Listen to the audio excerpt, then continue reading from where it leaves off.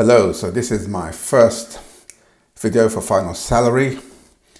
I have a number of presentations and knowledgeable items to show you, but I thought I'll start first with this concept or question: if you should save a deposit for your house or maybe borrow the money via parents' loan or credit card. I am going to go through the mathematics on this so we can just determine which way ends up being better in the long run. So I created a spreadsheet around 1 year ago.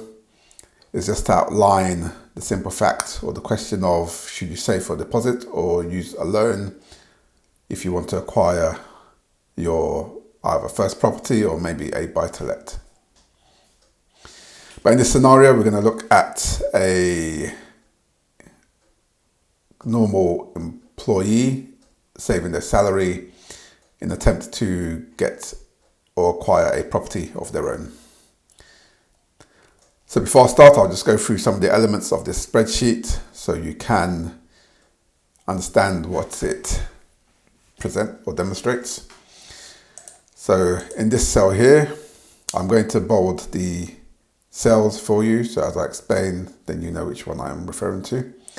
So in this cell here, we have the employee's salary for the month, so they are getting paid $4,000 a month. If you times that by 12, we get the annual salary of $48,000. For this example or scenario, we are going to assume that this person is saving 10% of their salary every month. So this equates to £400 per month. In terms for a mortgage offer, we're going to take a multiple of 6. So in the mortgage industry, the mortgage lender will look at your salary and multiply that by a number between 3 and 5 usually or typically. So in this case, we're going to give an extra point. So we're going to multiply this person's salary of $48,000 by 6, which will give them a maximum mortgage amount of £288,000. And for this scenario, we're not going to look at a property of $288,000, but we're going to look at a property that's going to be $250,000. So in this example, this person has a salary of £48,000. They are saving 10% a month of their salary, which is £400 a month. The mortgage lender's being kind to give them a multiple of 6 against their salary, which allows them to, which allows them to borrow $288,000. And for this example, we're going to look or assume that this person is looking to buy a property worth £250,000. So I explained about the decision to save for a deposit or use a loan. So I've outlined some loans here at typical rates from the bank. So a £250,000 property requires a £25,000 loan. So I've gone for a £26,000 loan in this case. So we've got an extra £1,000 on top for maybe fees or any extra bills that require paying in order to acquire the property. So here we have a 5-year loan at 6.9%. This requires a monthly payment of £512 per month for 5 years. So that's 60 months. The total cost of this loan will be £30,662. And from that loan, there's an interest payment of £4,662. So in effect, in order to borrow this loan from the bank, this person will have to pay back an extra £4,662 to clear the loan. In addition to the 5-year loan, there's also available on the market 7-year loans. So I've put an example for 7 years at £26,000 at an interest rate of 6.9%. This equates to monthly payments of £388. So because the term is longer, we're going to be paying for 84 months and not 60. So all in all, we can pay less. However, because we're paying over an extra 2 years, the actual interest is going to be more. So for £26,000 at 6.9% interest over 7 years, paying £388 per month, the total cost or the total amount paid back to the lender is £32,633, of which if we minus the loan amount from the total cost, this means we're going to pay an extra £6,633 in interest costs. So bear this in mind, this will become relevant when we look up at the top section here. So if this didn't make sense, please rewind the video and replay. There's also calculators online for you to go through these calculations. So at the top here we have years in terms of if we're going to be saving over 5 years or paying back a loan over 5 or 7 years. These are the years of which repayments occur or savings occur in terms of saving for a deposit. Typically we have house prices rising, so I've put a fairly conservative 5% per year. So we're assuming that the property this person wants to acquire rises 5% each year. So you can see here, 262 is 5% on 250, 275 is 5% on 262. Now the problem with the house price rises is that it's compounded. So it's not 5% of 250 each year, but 5% of the previous value. So you'll note that the difference between each year is greater and greater as the years go on. Typically, the mortgage lender requires a 10% deposit. So here we're looking at 10% of the cost of the property. So if we did buy the property in year 0, the deposit requirement is £25,000. If we did buy the property in year 5, the deposit is going to be £31,907.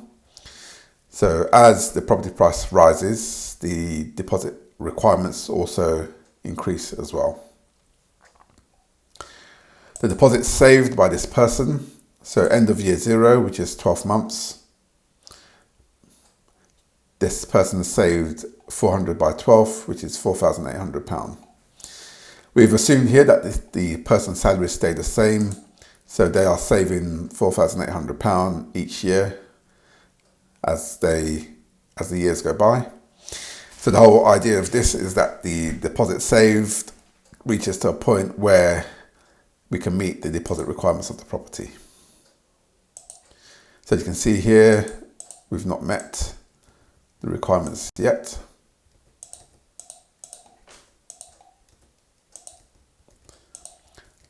So it will take this person a while to save the deposit. On this column here, we've denoted house price rise. So this is the difference between each of these elements. So between year 0 and year 1, the property has risen £12,500. Between year 0 and year 2, the property has risen £25,000. So if we purchase a property here in 7 years' time, the property is increased by £100,000, nearly around 40% in this case. And over here, I've mentioned if we did take the 5-year loan, it will be repaid at this point. If the person saved for the deposit, they will actually have the deposit saved in year 6. And if we did take the 7-year loan, the 7-year loan will be paid off at this point in year 7. Okay, so let's go through this example. So let's go through the saving and deposit scenario first. Is it better to save for deposit? So what happens when we save for deposit? So this person decides that they want to purchase a property in year 0.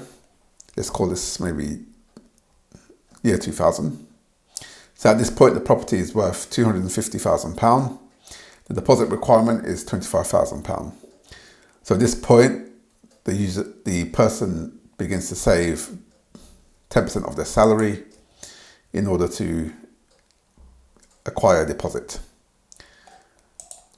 So in the first year, the person saved 4,800.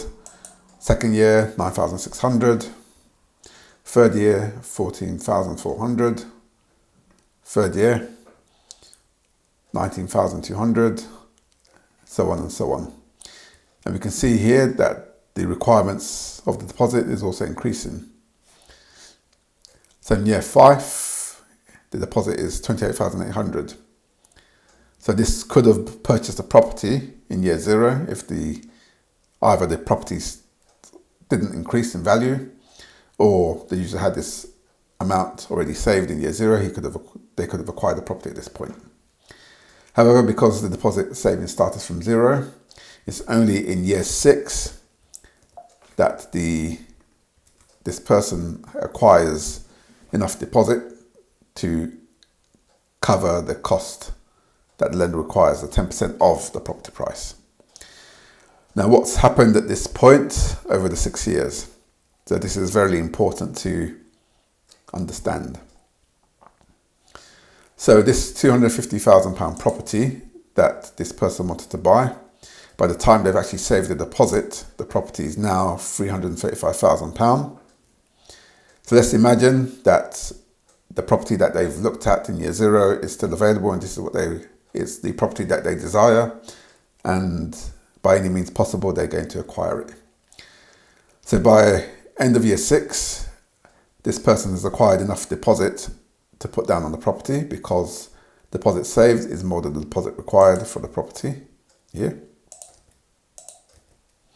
So the person acquires the property at a cost of £335,000 in year 6. Now, if we look at these figures, the property is now £335,000, which means this person will now have to take a mortgage against £335,000 from the lender. So we now have an increased cost of around £85,000 on the mortgage, as you can see here. It's an increased cost because we can see that the price of the property has risen in year 6 by £85,000.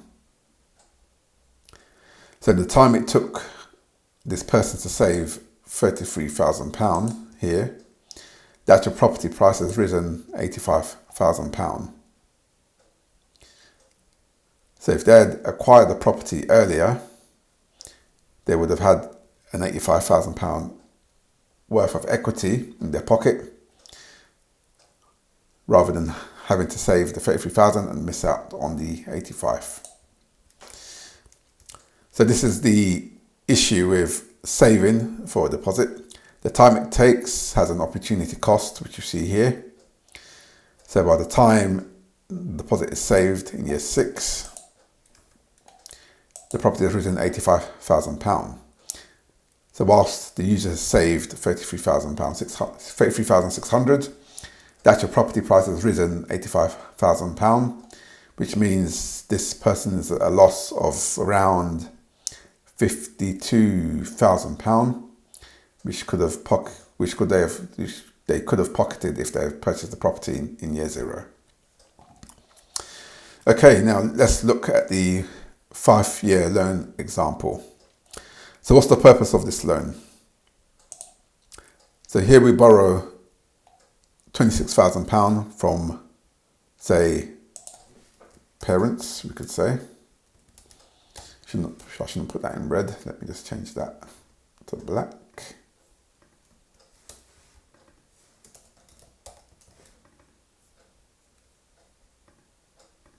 Text to black.